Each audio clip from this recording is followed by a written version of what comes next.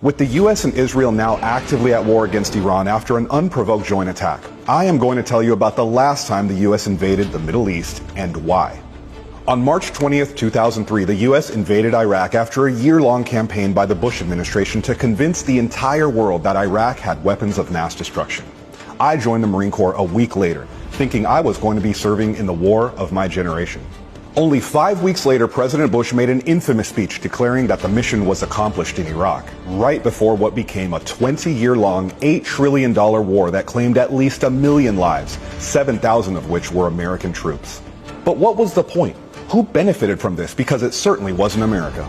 Well, let's go back to a famous general named Wesley Clark, who blew the whistle on the real agenda. Clark was not an amateur. He was once the supreme commander of all NATO forces in Europe. He revealed that immediately after 9/11, the military was already discussing a plan to go to war with 7 countries in the next 5 years, even though none of them had anything to do with 9/11.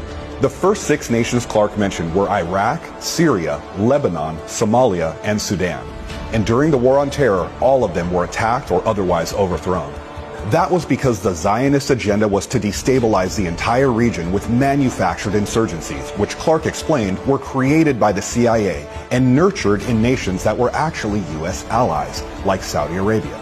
Over the course of the next decade, every powerful anti-Zionist government surrounding Israel was brought down.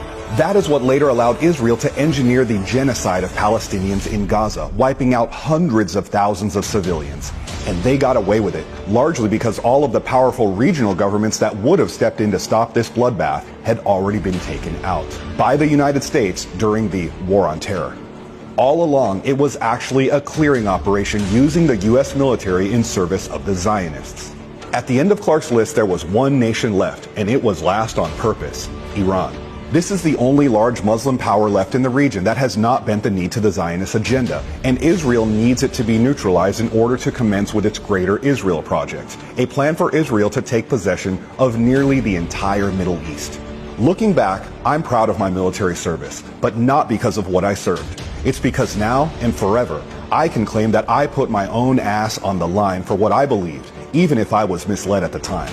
That is the difference between me, along with 2.5 million other veterans, and the warmongering Zionist political elites and the cowards that support them on social media from their couches. Today we're on the brink of making the same mistake again.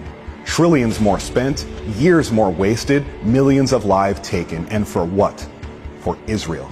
But if you wake up and share this message, this time the whole world can know about it and push back before Israel takes us all into World War III.